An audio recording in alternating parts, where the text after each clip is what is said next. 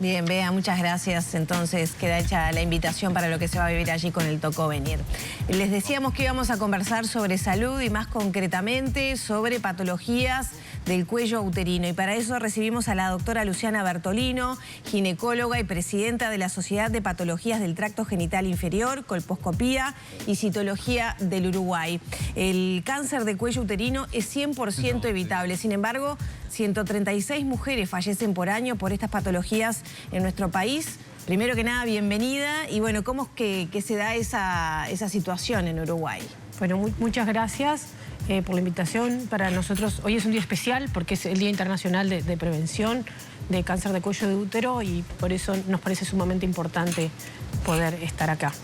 En realidad, el cáncer de cuello de útero es una preocupación para toda salud pública a nivel mundial y obviamente Uruguay no escapa a eso porque, como vos bien decís, es un cáncer que nosotros podemos prevenir y bueno, y acá en el Uruguay contamos con todas las herramientas para poder disminuir al máximo esta enfermedad.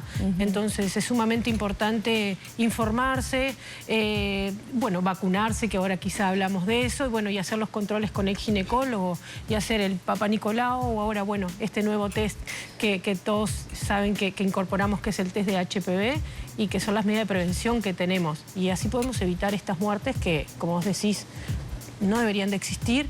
Y bueno, y la incidencia del cáncer también, el cáncer en sí, por más que muchas pacientes no mueran, también lo podemos evitar y requiere tratamientos que realmente no se pasan bien. Ahí está, para conocer un poco más del estado de situación actual, ¿a qué síntomas hay que estar atenta y cómo es entonces que no llegamos a poder evitar el 100% de los casos, bien, como si tendríamos las herramientas para hacerlo? En realidad es verdad que nosotros cuando hablamos de síntomas que puede generar el cáncer de cuello avanzado, pero realmente nosotros no queremos reconocer esos síntomas. Lo que nosotros queremos reconocer son aquellas pacientes que tienen riesgo de presentar estas lesiones, ¿sí?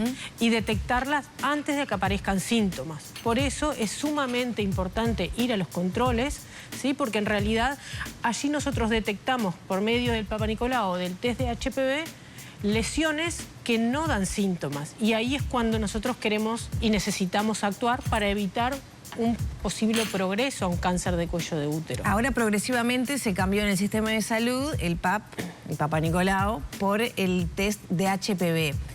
¿Va a mejorar la situación en un plazo mediano o largo de mejorar la detección entonces? Bien. La fortaleza que tiene el test de HPV es que detecta muchísimas más pacientes con el riesgo de lesiones que lo que tiene el Papa Nicolau, y esa es una gran fortaleza. Nosotros decimos que tiene una sensibilidad casi del 100%, por eso es mejor en ese sentido. Claramente, nosotras tenemos que ir a los centros de salud a realizarnos los controles, porque por más bueno que sea este test y que mejora eso, si no me lo hago, no voy a lo hacemos, estamos en la misma. Entonces, creo que la información y el compromiso de todos, desde la individualidad de cada paciente, de cada mujer, ir a hacerse los controles, hasta lo que son los sistemas de salud, ofrecer estos test a las pacientes que claramente así lo hacen, creo que de esa forma sí se va a disminuir la incidencia de este cáncer y obviamente la mortalidad. ¿Qué encuentran ustedes en cuanto a resistencia? ¿Por qué las mujeres no van a hacerse si no tienen, o sea, como control, ¿no? No porque tengo un problema, sino como control. ¿Por qué cuesta tanto ir una vez al año o cada 2 años al ginecólogo o ginecóloga? ¿Está vinculado a las demoras? ¿Está vinculado a qué? Advierten ustedes. En realidad, puntualmente, no es una respuesta fácil, pero porque en realidad hay múltiples factores por los cuales una paciente no puede acceder o no llega al centro de salud donde hacerse el control. Puede llegar a ser que por un medio económico, puede ser por miedos muchas veces, puede ser porque la vida laboral nuestra y decimos vamos dejando y nos damos cuenta y pasaron 3, 5 años y quizás no fuimos a un control, puede ser que no tengan con quién dejar los hijos, de acuerdo a cada lugar y a cada individualidad hay muchos factores por los que una paciente quizá no va y capaz que también no sabe bien qué importancia tiene eso, porque quizás sí nos hacemos un poquito más el lugar para poder o hacernos el tiempo para poder ir al control ginecológico. Entonces estamos ante un cáncer que realmente lo podemos prevenir y la única forma es ir al centro de salud y hacernos el control con el ginecólogo cuando corresponde, bueno, y allí hacer el Papa Nicolau o el test de HPV según corresponda.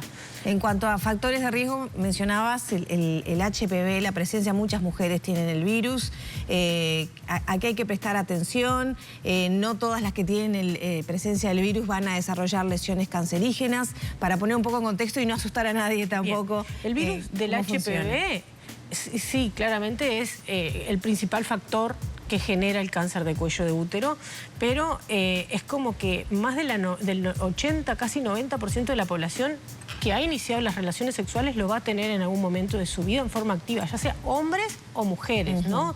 Los dos sexos. El tema es que acá estamos hablando de cáncer de cuello de útero. Entonces, tener el virus raramente genera síntomas, ¿sí? Y por eso es importante detectarlo. Pero esta pregunta que vos me hiciste es sumamente importante. Cuando nosotros hacemos el test de HPV, muchísimas pacientes vamos a dar positivo y no implica que vayan a tener lesiones importantes, que son las previas al cáncer de cuello, y mucho menos cáncer de cuello de útero. Lo que nos habla es que tengo el riesgo. Y me permite dividir en dos aguas a las pacientes. Las que dan negativo no las tengo que estudiar en forma innecesaria porque no tienen el virus, o sea que en ese momento no tienen el riesgo de generar lesiones, y las que sí tienen el virus las voy a controlar con Papa Nicolau, colposcopía, biopsias, eventualmente tratamientos, si detecto las lesiones. Pero son las menos las pacientes que van a dar positivo y van a tener lesiones. Pero es sumamente importante saber quién tiene el riesgo y nos tenemos que quedar tranquilas que quien se controla, por más que tenga el virus del HPV, y van a ver que cuando se hacen el test los clasificamos de acuerdo a riesgos, hasta el virus que quizá genera más lesiones, la mayoría no va a tener lesión. Y en el peor de los casos, si tiene lesiones previas a un cáncer, se hace un tratamiento que no es nada agresivo, es una cirugía mínima, ¿sí? Que se trata y la paciente queda curada. Requiere controles posteriores, pero no es nada grave tener el virus y tampoco lesiones previas al cáncer, que nosotros son las que queremos detectar con los controles. Y en casos en que ya se diagnostica cáncer de cuello de útero, ¿cómo estamos en materia de tratamientos? Nosotros en realidad acá en el Uruguay tenemos todos los tratamientos para realizar en forma adecuada y oportuna, ¿sí? El tema es que el pronóstico o cómo va a evolucionar cada paciente depende también de, nosotros le decimos, del estadio de la enfermedad en cuando nosotros lo diagnosticamos. No es lo mismo si lo diagnosticamos en estadios muy precoces, que también la paciente queda curada y muchas veces es solo una cirugía, a cuando son estadios más avanzados, ¿sí? Que requiere más tratamientos y bueno, sí, cuanto más avanzado responde quizá menos al tratamiento y tenemos más riesgo de mortalidad. ¿Los tiempos del sistema de salud son acordes a accionar rápido y a tiempo en estas patologías? En realidad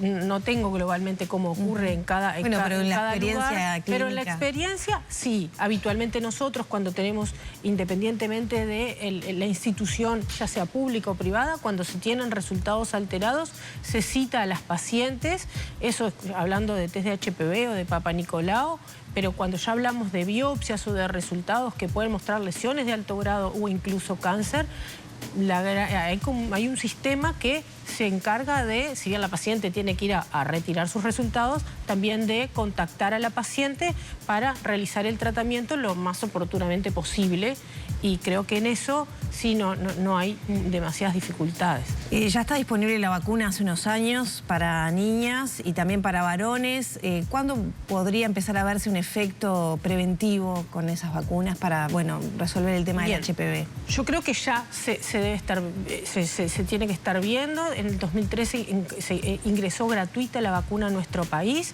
El tema es que también lo mismo, ¿no? Necesitamos mayores coberturas, ¿sí?, de vacunación, tanto en niñas y en niños, porque el HPV también genera infecciones y lesiones que no son en el cuello del útero, tanto en la mujer como el hombre, y la vacuna las previene. La vacuna forma parte del esquema de vacunación de todas las niñas y los niños a los 11 años, es cuando está indicada, ¿sí?, como el resto de las vacunas, pero esta vacuna tiene la particularidad de que si tenemos hasta 26 años y 364 días, está indicado, si no se aplicó la vacuna, que se la administre, ¿sí? Independientemente si haya iniciado o no relaciones sexuales, si haya tenido o no infecciones por HPV o incluso lesiones.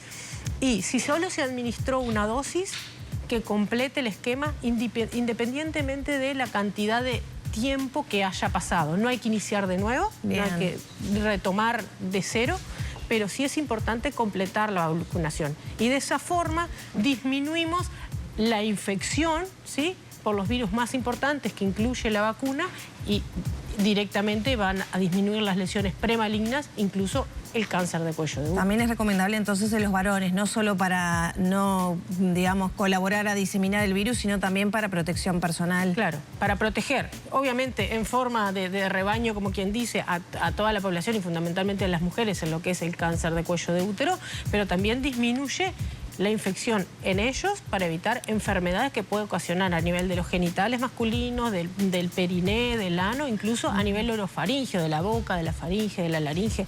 Son enfermedades menos conocidas y menos frecuentes que puede generar el HPV. Doctora, ya para terminar, ¿qué mensaje se le deja a las mujeres que, bueno, quizás estaban atravesando algo de lo que nombramos, ¿no? De que uno se posterga, que, bueno, nunca es lindo ir al médico, etcétera. ¿Qué deberíamos tener en cuenta? ¿De cada cuánto ir para estar cuidadas? El control ginecológico idealmente hay que hacerlo desde edades precoces, desde la adolescencia y en forma anual, ¿sí? Independientemente de lo que es el cuello del útero, hay otras enfermedades que nosotros podemos prevenir y es sumamente importante ir al ginecólogo anual, que nos va a guiar cuándo realizar el Papá Nicolau o el test de HPV, nos va a recordar lo que es la vacuna del HPV si no nos la administramos, ¿sí? Yo creo que eso es sumamente importante, no tener miedo, a ninguna nos gusta ir al ginecólogo realmente, pero es sumamente importante porque de esa forma vamos a prevenir esta enfermedad y otras que realmente no deberían de existir o la podemos disminuir al máximo. Bien. Muchas gracias. No, gracias a ustedes.